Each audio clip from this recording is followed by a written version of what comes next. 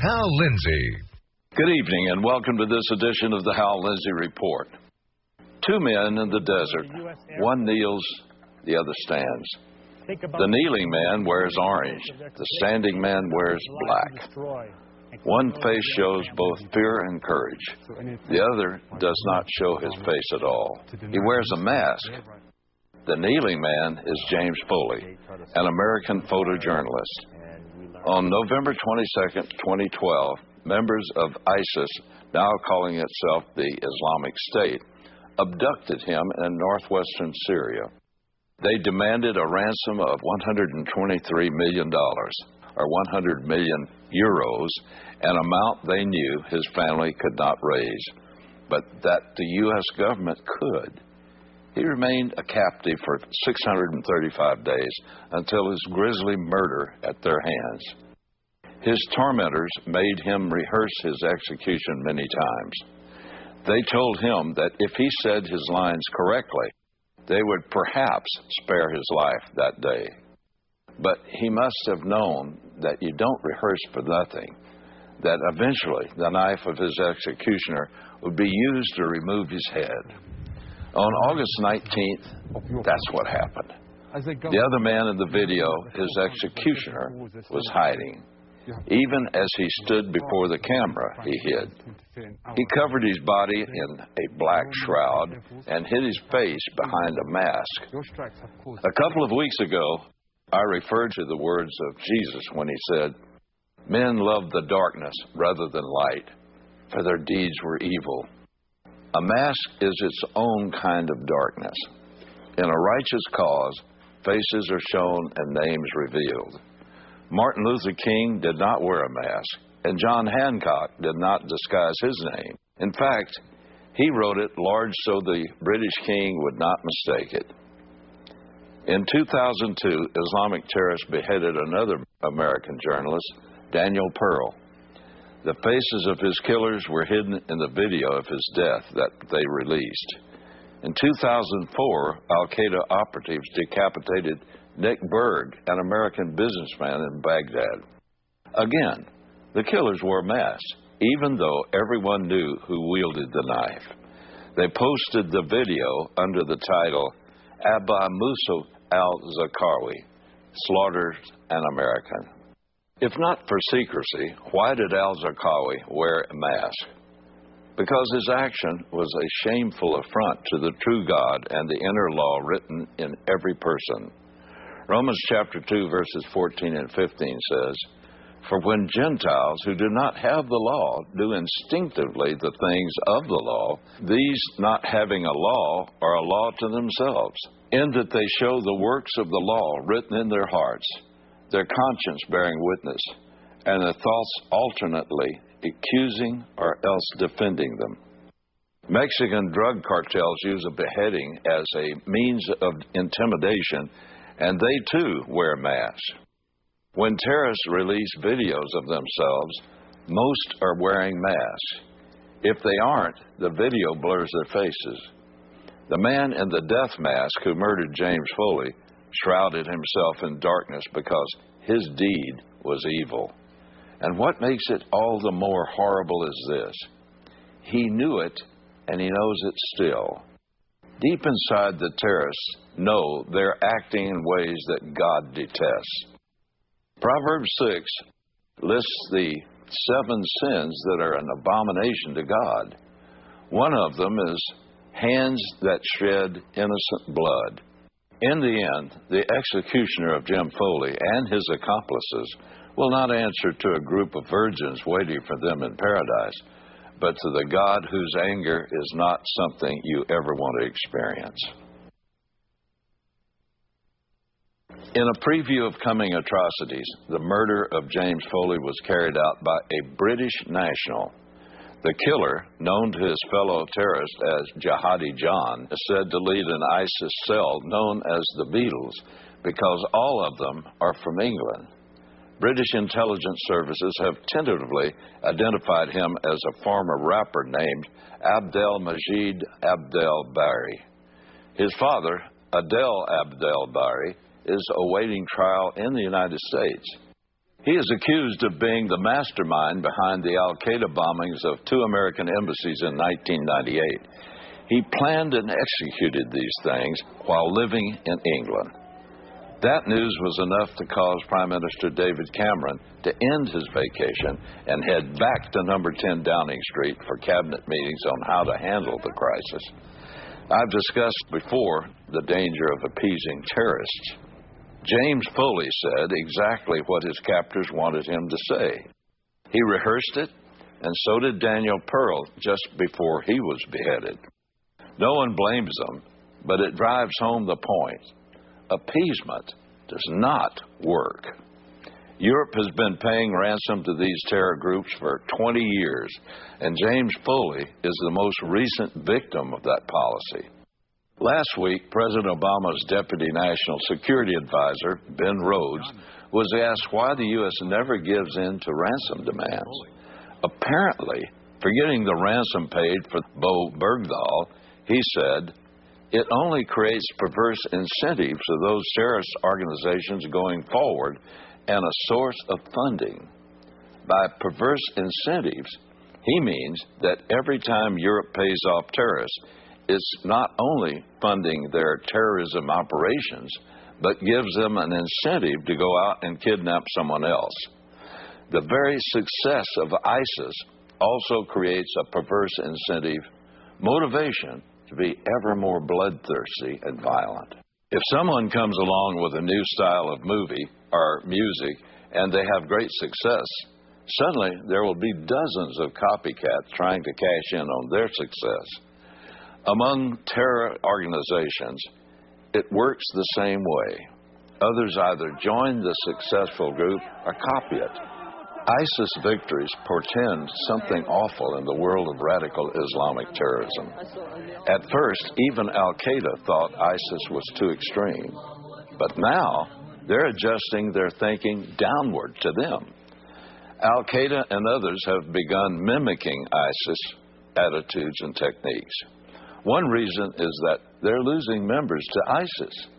People bent toward becoming terrorists tend to join the fiercest, the most murderous outfits they can find. Once that was al-Qaeda. Now it's ISIS. The world's most active al-Qaeda franchise operates in Yemen. They call themselves Al-Qaeda in the Arabian Peninsula. They were responsible for the USS Cole attack and the decapitation murder of Paul Johnson, an American helicopter engineer in Saudi Arabia. In a drive-by shooting, one of their operatives, a Muslim convert, fired into a group of soldiers in Little Rock, Arkansas. He killed one and wounded another. The underwear bomber was one of theirs. Their activities are too numerous to catalog, but suffice it to say that they specialize in hitting Americans. They wrote on their website, "We will continue to strike blows against American interests and interest of America's allies." Last week, Al-Qaeda in the Arabian Peninsula released a statement in support of ISIS. They said, "We announce solidarity with our Muslim brothers in Iraq against the Crusades." Among radical Islamists, crusade means Christianity. Their blood and injuries are ours, and we will surely support them. We stand by the side of our Muslim brothers in Iraq against the American and Iranian conspiracy.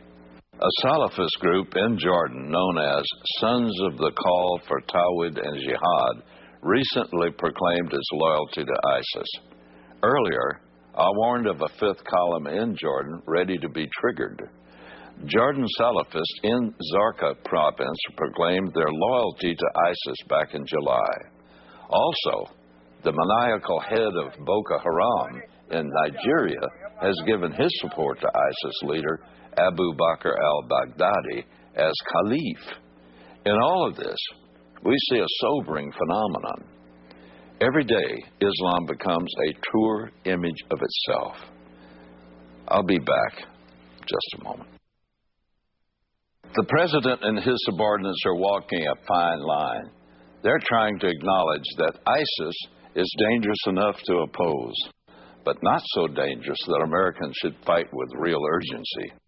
Retired Colonel Peter Mansour served as executive officer to General David Petraeus during the highly successful Iraqi troop surge of 2007. He said, ISIS has proven themselves too strong, too virulent, and too violent to enable local inhabitants to rise up and cast it off without significant help from the outside. European nations are asking the United States for leadership in developing a plan for defeating ISIS, and this administration is failing in its duties to protect the American people if it doesn't create an alliance that can not just contain ISIS, but destroy it. Secretary of Defense Chuck Hagel said, ISIL is as sophisticated and well-funded as any group that we have seen. They're beyond just a terrorist group. They marry ideology, a sophistication of strategic and tactical military prowess. They are tremendously well-funded. Oh, this is beyond anything that we've seen. So we must prepare for everything. And the only way you do that is you take a cold, steely, hard look at it and get ready. So far, our steely-eyed response has been a series of narrowly focused pinprick airstrikes. Secretary of State John Kerry tweeted that ISIS will be crushed. President Obama called it a cancer. General Martin Dempsey, chairman of the Joint Chiefs of Staff, emphasized that ISIS must be defeated. He said, this is an organization that has an apocalyptic end-of-days strategic vision and which will eventually have to be defeated. From this, you might think they all agree. I don't think so.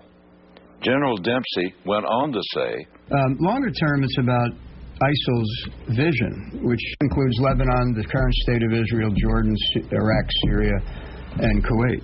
If they were to achieve that vision, it would fundamentally alter the face of the Middle East and create a security environment that would certainly threaten us in many ways.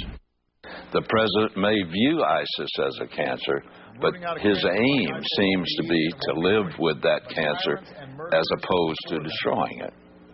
The president said, we've got a national security interest in making sure that a group like that is contained, because ultimately they can pose a threat to us. Contain them because they ultimately pose a threat? They pose a clear and present danger right now. They pose a clear and present danger right now, and they need to be dealt with right now. James Jeffrey, former U.S. ambassador to Iraq, said, containment looks like defeat. You can't contain these guys. You try to contain them, and you're going to have hundreds of thousands of young men from across the Middle East either joining them or causing unrest in their own countries. Our only hope of stopping ISIS without putting U.S. combat troops on the ground in Iraq, Syria, or maybe even Saudi Arabia is to make the present airstrikes a serious weapon and give the Kurds what they need. The White House says we're giving military aid to the Kurdish defense arm known as Peshmerga, but that's only true indirectly. Defense Secretary Hagel explains, we're providing a tremendous amount of military assistance to the Peshmerga through the Iraqi security forces. The U.S. is still going through the Iraqi government in Baghdad to arm the Kurds. And Baghdad still wants to keep the Kurds under its thumb. And there's the problem. We're trying to please everybody except our friend, the Kurds. We need to give them directly what they need and not worry about whether the Kurds will get a little stronger and be able to keep their own sovereignty. Thankfully, a couple of other nations are directly arming the Kurds. German Foreign Minister Frank-Walter Steinmeier explained why the Germans are helping the Kurds. We cannot, on the one hand, praise the Kurdish security forces, pat them on the back for fighting ISIS on behalf of all of us, then when they ask for help, just say, see how you get on. Meanwhile, In typical bureaucratic fashion, the administration has said it will form a commission to study the idea of directly helping the Kurds. That's like having a committee study the idea of giving the fire department water while the city burns. Hang the commission and give the Kurds the weapons they need. Forming a committee at a time like this is the height of political wimpiness and a shame to every American. The Kurds have remained friends with us even when we let them down. Far more loyal than the government in Baghdad. What did they do? They left all of the wonderful weapons we gave them and ran for cover. The Kurds wouldn't. Give them the weapons they need now, all of them, and give them the serious air support that they need. Otherwise, U.S. combat forces could soon be back in the desert slogging it out with terrorists. We have a brief opportunity to fight this battle without U.S. combat forces on the ground, but it won't last long. We have to work while it is still day because the night is coming when no one can work. Emil Shimon Nona is the Chaldean Catholic Archbishop of Mosul, Iraq, but he's no longer in Mosul. He had to flee for his life like so many others. ISIS has chased most Christians out of Mosul and killed many others, actually crucifying some of them. A few weeks ago, I reported that on June 15th of this year, no Christian services were held in Mosul for the first time in 1,600 years. Archbishop Nona recently sounded a warning that everyone needs to hear. In a recent interview, he said, "Our sufferings today are the prelude of those that you Europeans and Western Christians will also suffer in the near future. Your liberal and democratic principles are worth nothing here.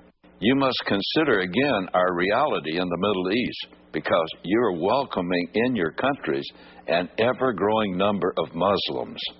Islam does not say that all men are equal. Your values are not their values. If you do not understand this soon enough, you will become the victims of the enemy you have welcomed into your home." We in the West keep making the same mistake over and over again. We think that democracy and free markets make us great. We have forgotten that without God, we're not great at all, and that our offering of democracy to Muslims is a meager, meaningless gift if, with it, we don't also give them the gospel. Our policy right now in Iraq is to use democracy to appease people who do not value democracy. In fact, most of them find it abhorrent. We expect Muslim immigrants who come to the West to see the beauty of our culture and want to be like us. But instead, they see the depravity of our culture and want to be completely opposite of us. Because of abortion, among other things, Europe over the last few decades has had negative population growth. Economic necessity forced the Europeans to import laborers, mostly Middle Eastern and mostly Muslim. They made multiculturalism their mantra, so the Muslim labor force never really integrated into society. They came in poor and tended to stay that way. They were useful objects for big business, but they brought with them the spirit of jihad. When war broke out in Syria, there was a worldwide call for Sunni Muslims to come and join the fight against Assad. They enlisted the worst people in the world, including some from Europe and the United States. From their recruiting posters, we see their technique. They go after disenfranchised young men, already violent, often criminals, raised in a PlayStation environment where simulating killing and death are common.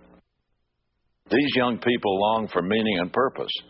They sense that there's something greater, and the Muslim recruiters tell them that greater meaning they've looked for is jihad for Allah. It combines the worst part of their natures with their desire for family, love, and God. By the thousands, European, mostly French Muslims, heeded the call, Now they're battle-hardened, completely radicalized, crazed, and deadly. Analysts in Great Britain report that more British Muslims fight with ISIS than serve in the British military. Khalid Mahmood, a prominent member of the British Parliament, believes that nearly 3 times as many British Muslims are fighting against England and its values than are fighting for England and its values. Here in America, Matthew Olson, director of the National Counterterrorism Center, recently estimated that at least 1,000 Westerners have received training in Syria. Of those, he estimates that about 100 are Americans, but he warned that the real number is likely to be higher. 61 million Americans traveled abroad last year. About half of those were to Canada and Mexico. But that still leaves about 30 million people a year going overseas. Homeland Security cannot keep track of their movements, and most of us wouldn't want them to try. With a valid American passport, you can easily get back into this country. And here's what makes it worse. With a valid European passport, you can get into the U.S. as easily as an American. At some point soon, the jihadists will head home and bring their war with them. It's not a matter of if, but when. In America, we remember the chaos and anguish caused by just 19 jihadis on September 11, 2001. It doesn't take many. One terrorist could do damage from which America might never recover. Congressional Homeland Security Chairman Representative Michael McCall said last week, their focus right now is establishing the caliphate, but don't kid yourself for a second. They are intent on hitting the West, and there are external operations, I believe, underway. We have tens of thousands of foreign fighters from all over the world pouring into this safe haven that's now been established, meaning the Islamic State, including hundreds of Americans with Western passports and legal travel documents, which would enable them not only to travel to Western Europe, but to the United States. America must do whatever it takes to stop this threat. Whatever it takes. Fight them in northern Iraq and eastern Syria. Fight them there today, or we will soon have to fight them here.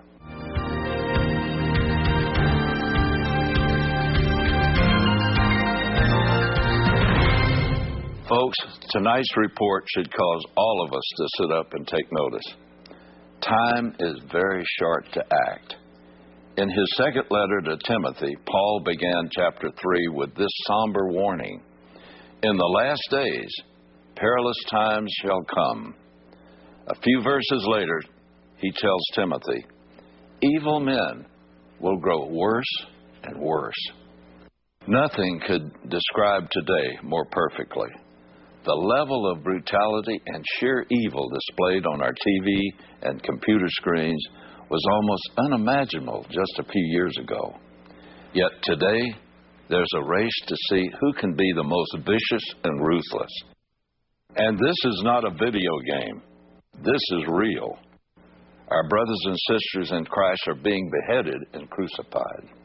And soon, we will face a society that demands that we forsake our biblical values and accept its godless dictates or suffer the consequences.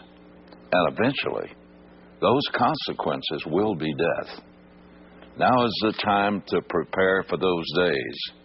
Today, accept Jesus Christ and accept his free gift of pardon, which he died on Calvary to purchase for us. Make sure you know him. Accept him. And accept him with all your heart. And while there's still time, make certain your family and your friends and neighbors are ready to face those same days, too.